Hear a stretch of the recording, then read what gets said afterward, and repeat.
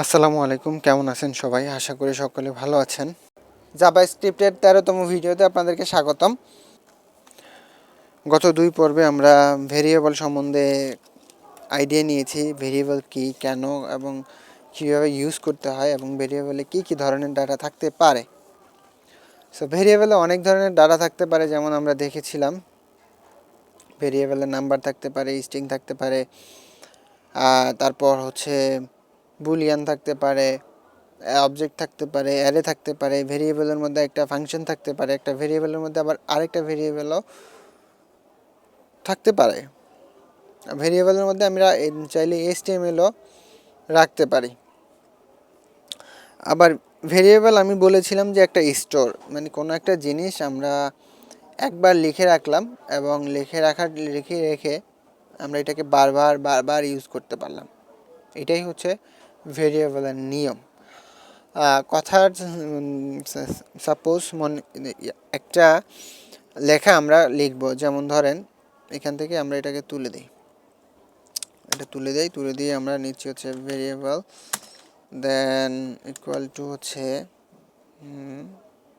ফাঁকা রাখলাম। আমরা একটা জিনিস দেখাই আমরা আপনাদেরকে, যেমন একটা ডকুমেন্ট রাইট করি, DOCUMENT document dot WRIT document write কি একটা স্ট্রিং রাইট করব, যেমন HELLOW hello RIAZ hello Riaz লিখলাম হচ্ছে হ্যালো রিয়াজ, এবং এটাকে আমরা কি করলাম, রিলোড দিলাম। এটাকে আমরা সাইজটাকে ঠিক করে নেই, দেখি এখানে বড় দেখাচ্ছে। রিলোড অ্যান্ড ইনস্পেক্ট, এখানে একটা এরর দেখাচ্ছে, তো এইটাকে সাইজটাকে আমরা ছোট করে নিলাম। কনসোলে যাই, আনএক্সপেক্টেড টোকেন, আচ্ছা এটা মেবি প্রবলেম করতেছে। Document write hello Riaz, I think so এটা প্রবলেম করতেছে। হ্যাঁ, এখন দেখেন হ্যালো রিয়াজটা একবার চলে আসলো। তো আমি এই লেখাটাকে চাচ্ছি, আমরা এটাকে কেটে দিই, আমরা যেহেতু ডকুমেন্ট রাইট করছি। আমরা একটু জুম করি যাতে আপনারা লেখাটা দেখতে পারেন ভালো করে। যেমন হ্যালো রিয়াজটা লিখলাম, এটা এখানে চলে আসলো। ঠিক এই একই জিনিসটা আমরা যদি ধরেন এই যে ডকুমেন্ট রাইট করলাম, এই হ্যালো রিয়াজ লেখাটা আমি 10 বার চাচ্ছি, ধরেন এটা আমি 10 বার চাচ্ছি। এই হ্যালো রিয়াজ লেখাটা যখন 10 বার আমি লিখতে চাইবো, তখন আমাদেরকে 10 বার এভাবে লিখতে হবে, document write hello Riaz, document write hello Riaz, এইভাবে লিখলাম 10 বার লিখলাম, এবং এখানে পেজ রিলোড দিলাম, আমাদের 10 বারই আসলো। তো এটাকে আমরা যাচ্ছি নিচে লেখার জন্য। তো নিচে লেখার জন্য আমরা জানি HTML একটা ট্যাগ আছে যে বিআর দিতে হয়। সেভাবে আমরা যদি বিআর দেই, বিআর দেন এটা দিলাম, এটা দিয়ে যখন ইয়ে করব তখন রিলোড দিব, একটা থেকে বিআর আসলো। দেখেন একটাতে দিলাম, একটা থেকে বিআর আসলো। এখন এই বিআরটা যদি আমরা সবগুলোতে দেই, ধরেন এভাবে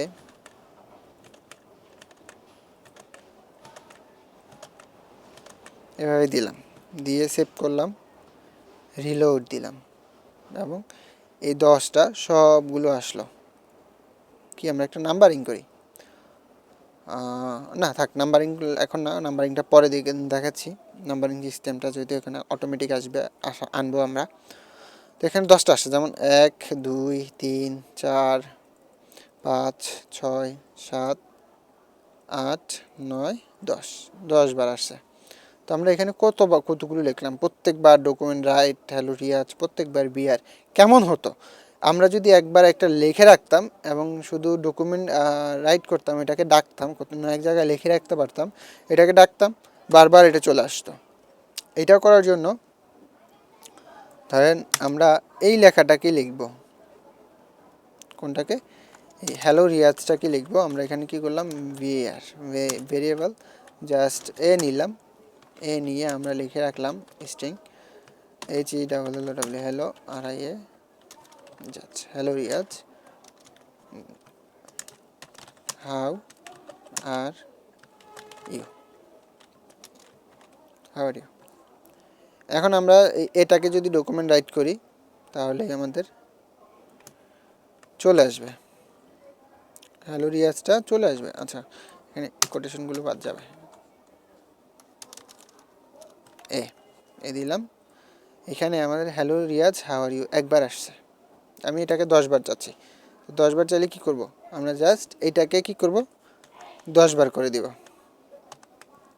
এই 10 বার করে দিলাম এবং এটা হয়ে গেল। এই যে আমি এটা কিভাবে করলাম, যে একটা লেখার অটোমেটিকলি নিচে কপি হলো, এটা কন্ট্রোল চেপে ধরে ডি চাপলে নিচের দিকে কপি হতে থাকবে একটা লাইন। এটা সিঙ্গেল লাইনের ক্ষেত্রে প্রযোজ্য। সো আমরা এটাকে 10 বার পেলাম এবং দেখেন এখানে কোনো বিয়ার আসেনি, একটা প্যারাগ্রাফের মতো আসছে। তো আমরা বিয়ার আনার জন্য ঠিক এখানে একটা বিয়ার দিব, বিআর, দ্যাটস এনাফ। যখন একটা দিব এবং 10টার মধ্যে চলে আসছে, দেখেন একটা বিআর দিয়েছি আমরা, 10টার মধ্যে চলে আসছে। আগে প্রত্যেকটার মধ্যে আমরা বিআর দিতে হয়েছে এবং প্রত্যেকবারই আমাদের এই টোটাল লেখাটা লিখতে হয়েছে। এখন আমরা টোটাল লেখাটা লিখি নাই, একবার লিখে রাখছি, জাস্ট এটাকে কল করছি, জাস্ট এই ভেরিয়েবলের মধ্যে এটাকে লিখে রাখলাম এবং এটাকে কল করলাম, এটা চলে আসলো। সো এখানে কি দেখেন, আমরা স্ট্রিং নিলাম, সাথে HTML কোডও নিলাম। তো ভেরিয়েবলের মধ্যে স্ট্রিংও থাকতে পারে, আবার HTML কোডও থাকতে পারে, আবার CSSও থাকতে পারে। HTML, CSS, স্ট্রিং সবগুলো একসাথেও থাকতে পারে। কিভাবে, যেমন ধরেন আমরা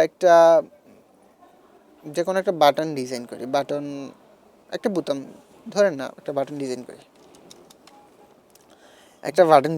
বাটন ডিজাইন করার জন্য আমরা জাস্ট এখানে ডাবল কোটেশন দিয়ে স্টার্ট করি। এখানে অবশ্যই শেষ করতে হবে, শেষটাকে দিয়ে রাখলাম, অনেক সময় মনে থাকে না বা এটা মিস্টেক হয়, এই জন্য আগে শেষটা দিয়ে রাখলাম। দিয়ে আমরা কি নিব, এ ট্যাগ নিব, লিখব href ইকুয়াল টু, এখানে দেখেন একটা জিনিস, আমরা এখানে কি ডাবল কোটেশন দিয়ে শুরু করতে পারবো, এখানে ডাবল কোটেশন দিয়ে কি লিখতে পারবো, href, দেন ফাঁকা রাখলাম, এটাকে ফাঁকা রাখলাম, হ্যাশট্যাগ দিলাম, দেওয়ার মানে হচ্ছে ফাঁকা। ফাঁকা রেখে কি করলাম, এই ট্যাগটাকে শেষ করলাম, সাপোজ এটা কি হবে, দেখেন আমাদের ব্রাউজার অটোমেটিকলি বলে দিচ্ছে এটা রেড, লাল, এটা কিন্তু সিগন্যাল দিচ্ছে যে এটা ভয়ঙ্কর, এটা হবে না। কেন হবে না, এই যে আমরা শুরুতে ডাবল কোটেশন দিয়ে শুরু করছি, ভিতরে অবশ্যই সিঙ্গেল কোটেশন দিয়ে লিখতে হবে, যাই লেখেন না কেন, ভিতরে অবশ্যই সিঙ্গেল কোটেশন দিয়ে লিখতে হবে, তাহলেই আপনার এটা কাজ করবে, আদারওয়াইজ এটা কাজ করবে না। এখন এটা নিলাম, নিয়ে লিখলাম হচ্ছে সাপোজ গুগল, GGG গুগল লিখলাম, রিলোড দিলাম। এই গুগল লেখাটা অনেকবার আসছে, 10 বার কল করছি, 10 বার আসছে। আমরা এখানে কি করব, একটা বিআর দিয়ে দিব, বিআর। এখন লেখাটা নিচে চলে আসবে। এখন আমরা এটাকে একটা বাটনের মতো ডিজাইন করি। ডিজাইন করার জন্য আমাদেরকে কি ব্যবহার করতে হবে, সিএসএস কীভাবে ব্যবহার করব, এখানে style স্টাইল ইকুয়াল টু, আবার সিঙ্গেল কোটেশন, ডাবল কোটেশন দেওয়া যাবে না, সিঙ্গেল কোটেশন দিয়ে এখানে লিখতে হবে, ধরেন background, BACKGROUND, background BLUE blue, then LOR colour, WHIT white, then হচ্ছে padding 20 pixel, MARGIN margin, BOTTOM margin bottom 30 pixel. হ্যাঁ, এটা করলাম, করে আমরা সেভ করলাম, সেভ করে রিলোড, দেখি কি আসে, আমাদের কি আসছে, এরকম হলো কেন, একটা আসছে কেন,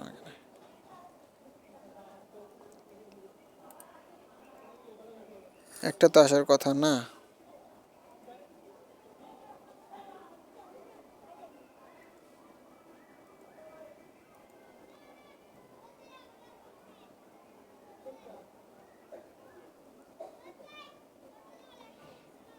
কিছু একটা প্রবলেম হয়েছে,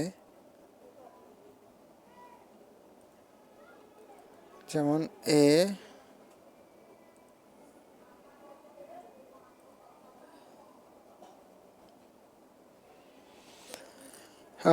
টেক্সট ডেকোরেশন নান দিতে পারি এখানে। এখানে text decoration none T X T text D O C R I টি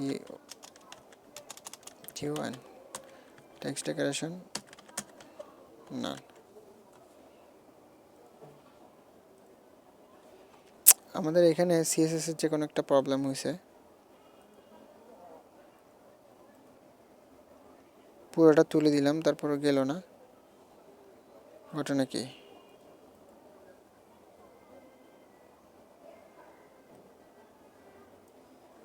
আচ্ছা, আমরা এখান থেকে সিএসএসটা টোটালটাই তুলে দিই।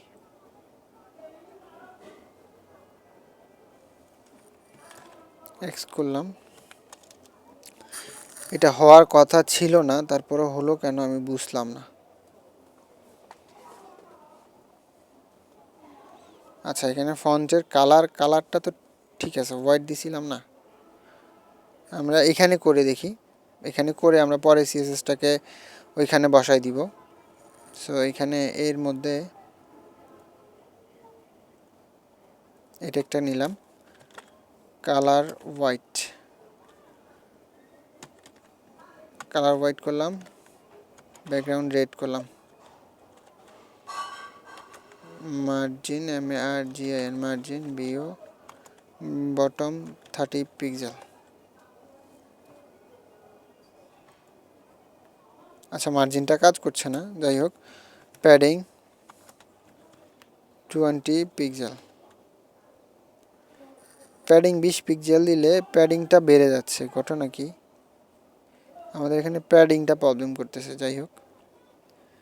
আচ্ছা, আমাদের এটাই চলবে, আগের অবস্থানে চলে আসি, প্যাডিংটাই চলবে। প্যাডিংটা এখানে সমস্যা করতেছে, সো প্যাডিংটা আর মার্জিনটা তুলে দিলাম এখান থেকে। এখন দেখেন, এটা আমাদের একটা বাটন হয়ে গেল। তো এটা এই যে লেখাটাকে দূর করানোর জন্য যে নিচে একটা দাগ আছে আন্ডারলাইন, এটাকে আমরা জাস্ট কি করব, text decoration DECORATION text decoration কি করব, নান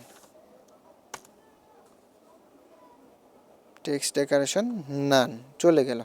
সো এটাকে আমরা জাস্ট এখানে দিব, কপি করলাম এখান থেকে নিয়ে, এই তো এখানে পেস্ট করে দিব, টেক্সট ডেকোরেশন নান। এখন দেখবেন প্রত্যেকটার মধ্যে থেকে চলে গেল। আর এখান থেকে আমরা আরেকটা ভিআর বাড়াই দিব, কন্ট্রোল জেড, এখানে আরেকটা বিয়ার বাড়াই দিলাম। হ্যাঁ, অ্যাজ লাইক বাটনের মতো হয়ে গেল। এখন যদি একটা প্যাডিং দেই, প্যাডিং 10 পিক্সেল,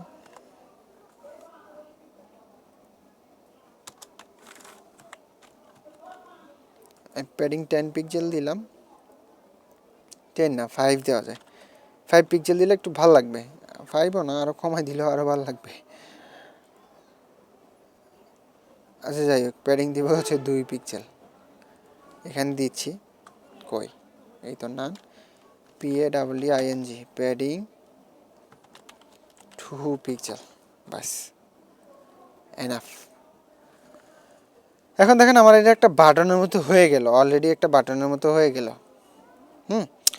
সো আমাদের এরকম অনেক জায়গায় অনেক প্রয়োজন হবে। আমরা 10টা বাটন এখানে জাস্ট কল করে নিয়ে আসতে পারছি, আমাদেরকে 10 বার এই জিনিসগুলো লিখতে হয় নাই। যেমন আমরা ট্যাগটা, দেন হচ্ছে সিএসএসটা, দেন লিঙ্কটা, এইভাবে লিখতে হয় নাই, আমরা জাস্ট একবার লিখে রাখছি, এইটাকেই 10 বার আমরা ব্যবহার করতে পারছি। এটাই হচ্ছে ভেরিয়েবলের সুবিধা। অ্যান্ড আশা করি আর ভেরিয়েবল নিয়ে কোনো কনফিউশন থাকবে না। ইন ফিউচারে আমরা ফাংশন, অ্যারে, অবজেক্ট এগুলো নিয়ে কাজ করব, তখন আপনারা আরও ক্লিয়ার হয়ে যাবেন। আবার এটুকু মনে রাখেন যে ভেরিয়েবলে সব ধরনের ডাটা স্টোর করে রাখা যায়। ভালো থাকবেন, সুস্থ থাকবেন, আর আমার জন্য দোয়া করবেন। ধন্যবাদ সকলকে।